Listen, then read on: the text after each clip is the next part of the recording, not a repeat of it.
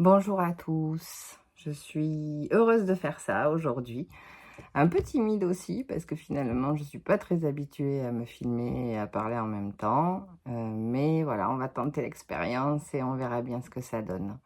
J'avais envie de partager quelque chose avec vous aujourd'hui. J'ai envie de parler de toutes ces vagues énergétiques qui depuis le début de l'année sont assez puissantes et peuvent déclencher chez nous des chamboulements assez importants.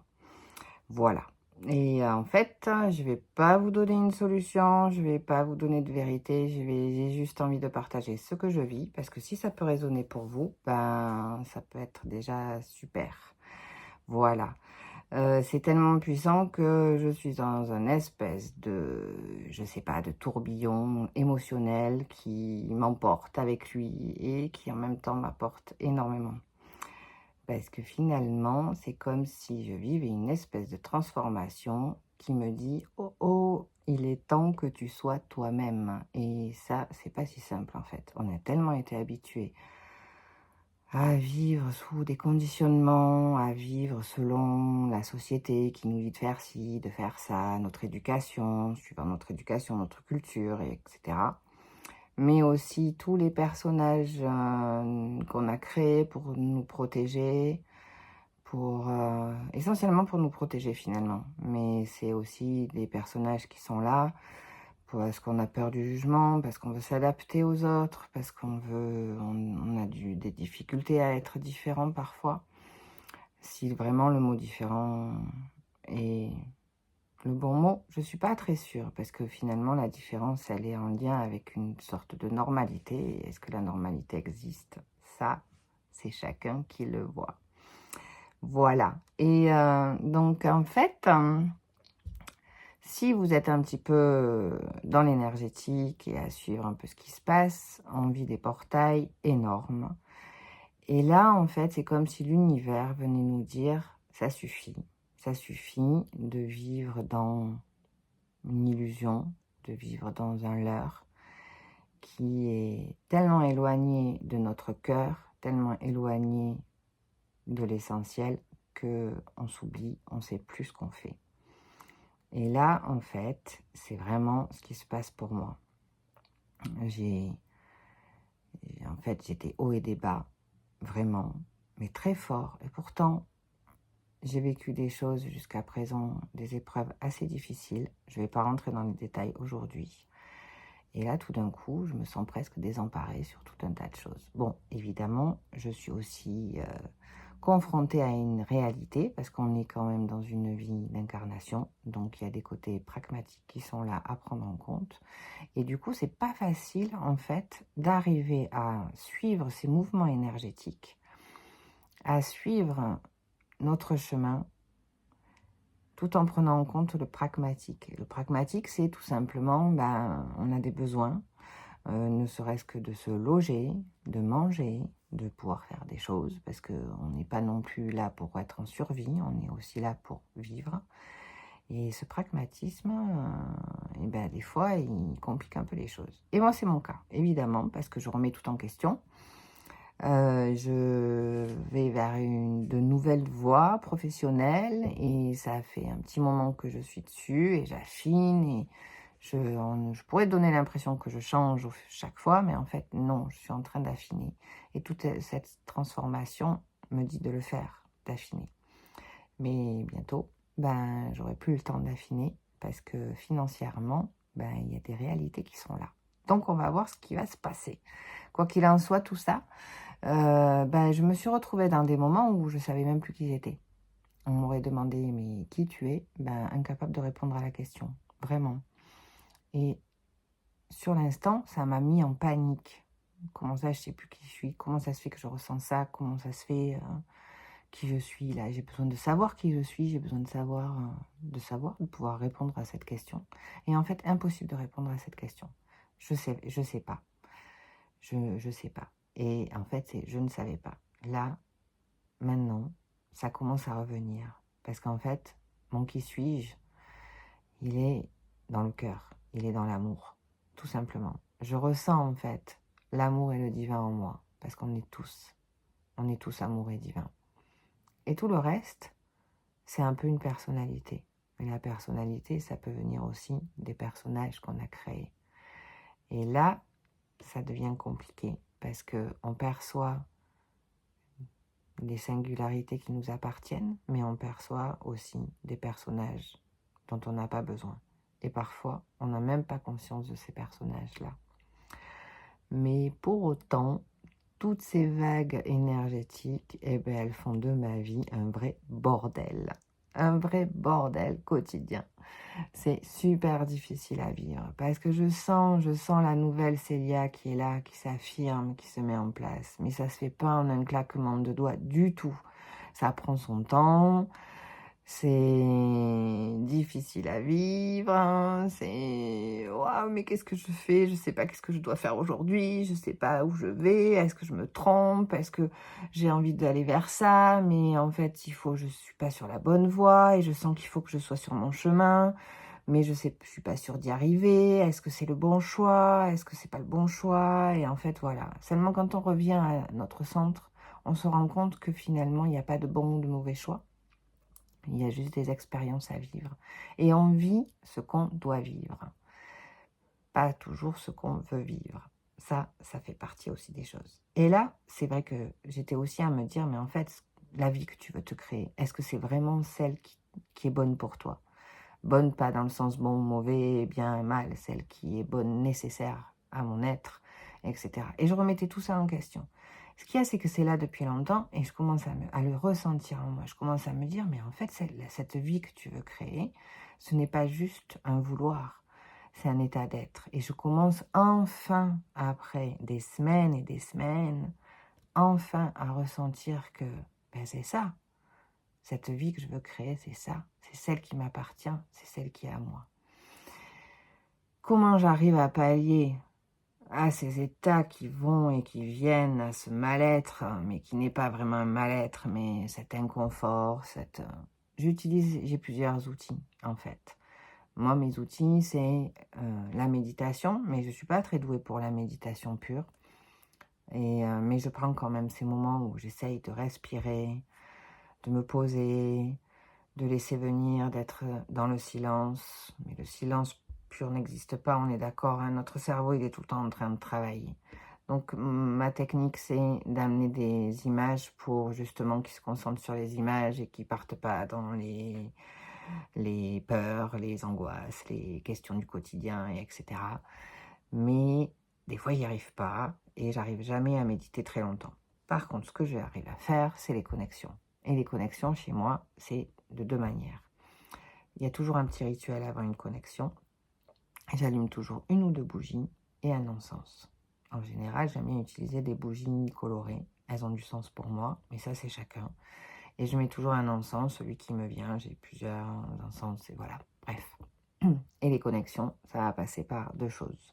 La première, c'est je m'installe, je me connecte, je me relie à l'énergie, je m'aligne sur mes chakras et je vais contacter l'invisible, voir un peu ce qui vient, les images qui peuvent venir, les présences qui ont des messages à me livrer, etc. Et en fait, j'ai paniqué à un moment donné parce que j'y arrivais plus. J'avais l'impression qu'il n'y avait plus aucune présence, que le monde de l'invisible avait disparu, que j'étais toute seule. Et en fait, non, c'était juste, je sais pas. En fait, j'en sais rien, je sais pas pourquoi. Mais le monde de l'invisible est toujours là. Les présences, mes guides sont toujours présents et j'entends leurs messages et avec beaucoup plus de clarté finalement qu'il y a quelque temps. C'est ça qui est assez dingue. Et la deuxième chose, c'est que j'aime beaucoup le chamanisme. Ça me parle, ça résonne pour moi. J'ai d'ailleurs mon propre tambour. Parce que le son c'est pas juste pour avoir un tambour, hein. C'est juste que le son du tambour déclenche en moi vraiment une connexion très forte, intérieure et extérieure. Enfin, extérieure, vous voyez ce que je veux dire, au monde de l'invisible, mais aussi intérieure. C'est la vibration du son du tambour et ma fréquence. On n'a pas tous la même fréquence, mais celle-ci, pour moi, ça fonctionne. Et du coup, je fais des voyages chamaniques. Je pars en voyage. Et ça, c'est très puissant. Et en fait, avec la transformation et les vagues énergétiques qu'on vit tous, et impactés ou pas, on la vit tous, donc avec ces vagues énergétiques, mes voyages chamaniques sont assez assez puissant aussi. Alors des fois, je ne sais pas pourquoi, c'est très décousu, ça part dans tous les sens, j'arrive pas à comprendre, mais ça devient puissant. Voilà, donc ça fait partie de mes outils. Mais il y en a un autre outil aussi, qui est l'écriture. Parce que j'écris beaucoup, et ça fait partie aussi des choses que je mets en place sur un plan professionnel. J'y reviendrai tout à l'heure pour les peurs, les confusions, les anxiétés, tout ça, je vais y revenir après. Mais en fait, l'écriture, elle m'apporte beaucoup et elle me suit depuis des années, des années, des années. C'est qu'en fait, ça me permet de libérer. J'écris là tout ce qui me vient, toutes les peurs, les colères, parce que la colère, elle fait partie des vagues énergétiques qu'on subit en ce moment. Il y a eu des moments où j'étais en colère, mais après tout le monde, après moi-même et après l'univers. Mais avec une rage, une véritable rage.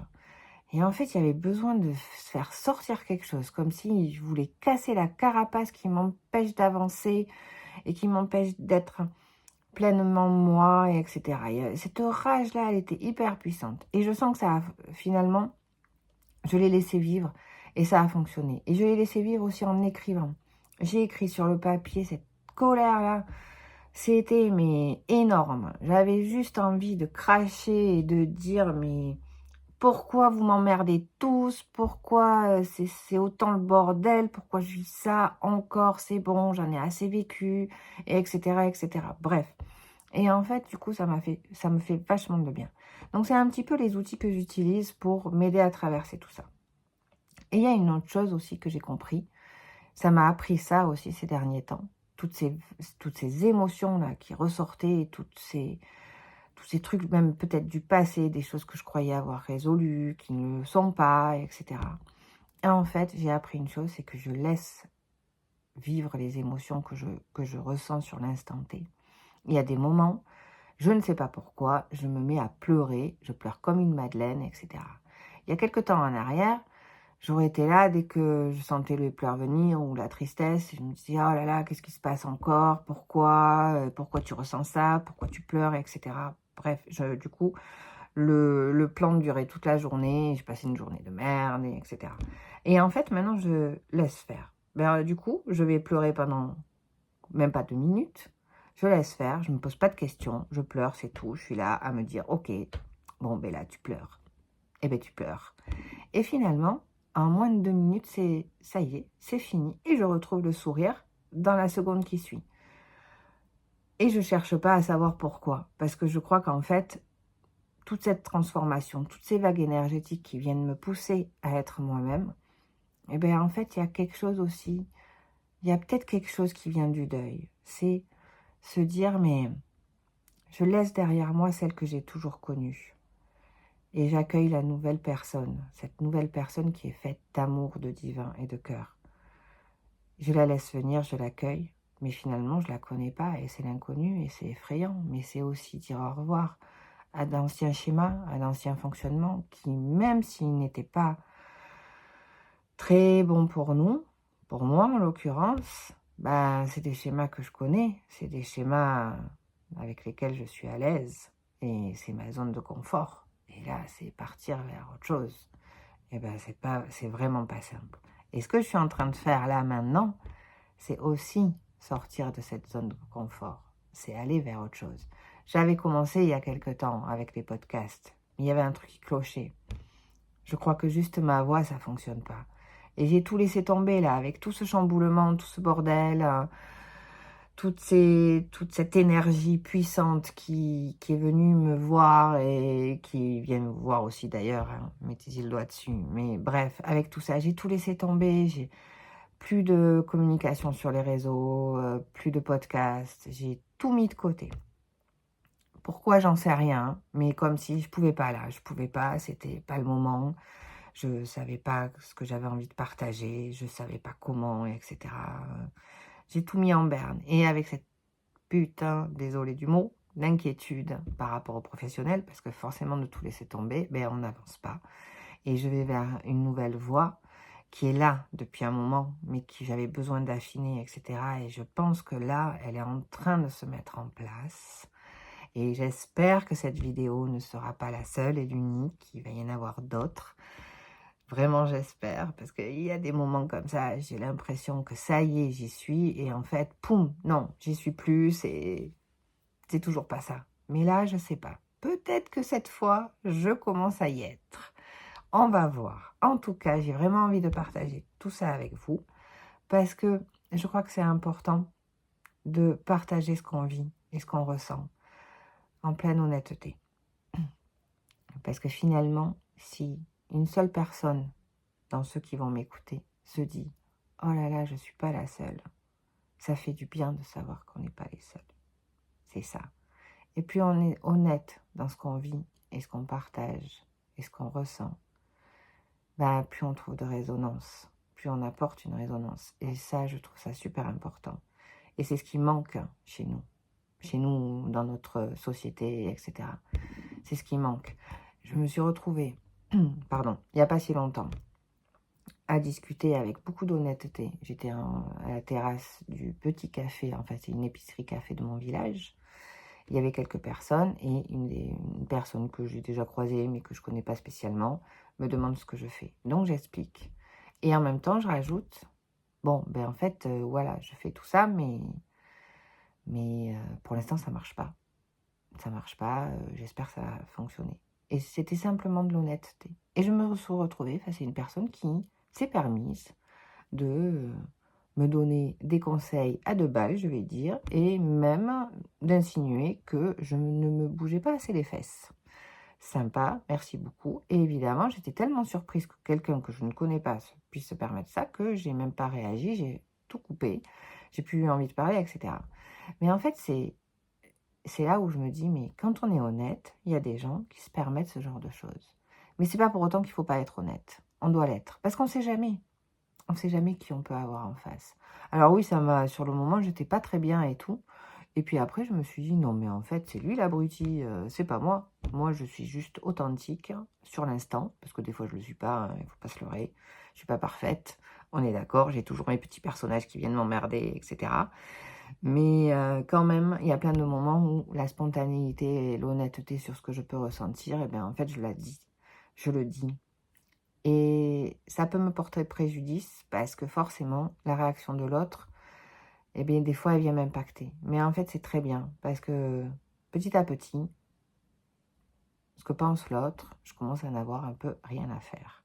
Et c'est ça. J'ai l'impression de m'être égarée sur ma vidéo là. Non, je sais pas. Bref, quoi qu'il en soit, l'idée c'est ça, c'est que l'univers il est, parce que c'était ça le point de base quand même, l'univers il est en train de nous dire qu'il est temps d'être pleinement nous. Et ce pleinement nous, en fait, quand on y réfléchit, il est tout simple. Il est juste ici, dans le cœur, à l'intérieur de nous. On est le divin, on est la lumière et on est amour. Et tout ce qu'on a à faire, c'est de rayonner. Et c'est magnifique, l'idée est magnifique. Seulement on est tellement pris par notre incarnation, par les aléas du quotidien, par tout ce pragmatisme qui n'est pas facile à vivre en étant dans le cœur, que des fois on n'y arrive pas. Mais je crois qu'il faut quand même s'accrocher et persévérer, chacun à notre rythme, chacun à notre manière. Moi, ça fait 4 ans que je suis sur ce chemin d'être pleinement moi. Et je continuerai à être sur ce chemin parce que le but, il n'y est pas. Il n'y a pas de but. Le tout, c'est d'être sur ce chemin, de se réaliser. Peu importe comment, peu importe à travers quoi, mais en étant. Et j'ai compris une chose aussi. J'avais l'impression d'être que dans le faire et pas dans l'être.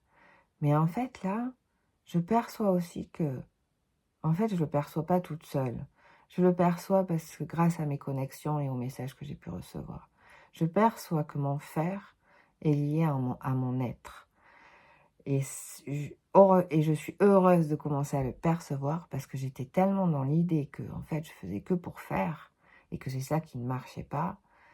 Mais en fait, non, non, non. C'est juste que j'ai un fonctionnement qui n'est pas vraiment dans le cadre dit par la société et j'essaye de trouver le moyen de continuer à avancer comme ça. Parce que ben, j'arrive pas à faire autrement. C'est plus fort que moi, je n'y arrive pas. Il y a des moments, je dis que je suis têtue. Mais oui, c'est peut-être que je suis têtue, mais en fait, c'est que je n'arrive pas à faire autrement. Et peut-être que c'est votre cas aussi. Peut-être que votre fonctionnement, vous vous sentez toujours en décalage ou je ne sais pas, pas dans les clous, j'en sais rien. Mais en fait, on s'en fiche quoi d'être dans les clous. Il faut avancer avec ce qu'on est, avec ce qu'on a et comme on peut aussi, parce que ça fait partie de la réalité. Donc voilà, je ne sais pas si ça vous a apporté ou quoi que ce soit. Quoi qu'il en soit, gardez ça à l'esprit. En ce moment, les énergies sont très très puissantes.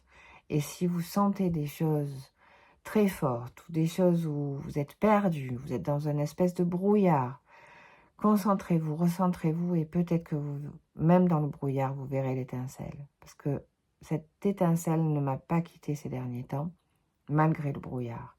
Mais laissez faire. Autant que vous pouvez, laissez faire, laissez venir les émotions, vivez-les. Vous êtes en colère, soyez en colère. Alors, vous n'êtes pas obligé d'aller gueuler sur tous les gens qui vous entourent. Vous pouvez vivre votre colère là, tout seul, dans votre chambre ou chez vous, à la maison. Enfin, voilà, dans des moments, parce que des fois, après, on s'en veut. On peut dire des choses qui sont pas très agréables et après, on peut s'en vouloir, donc ça serait dommage. Mais au moins, quand on est seul avec nous-mêmes, on peut dire ce qu'on veut. Donc, voilà. Et donc, vivez votre colère, vivez votre tristesse si c'est le cas, vivez tout ce qui vient en fait, vivez la joie, tout ce qui vient, laissez vivre. Laissez vivre autant que vous pouvez.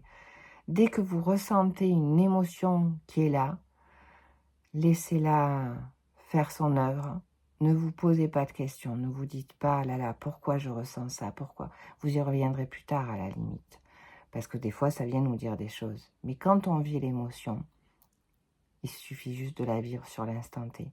Elle prend nettement moins d'ampleur, elle ne nous envahit pas. Et après, une fois que elle est passée, on laisse passer un peu de temps, on laisse faire, et on peut se dire, pourquoi j'ai ressenti ça à cet instant-là?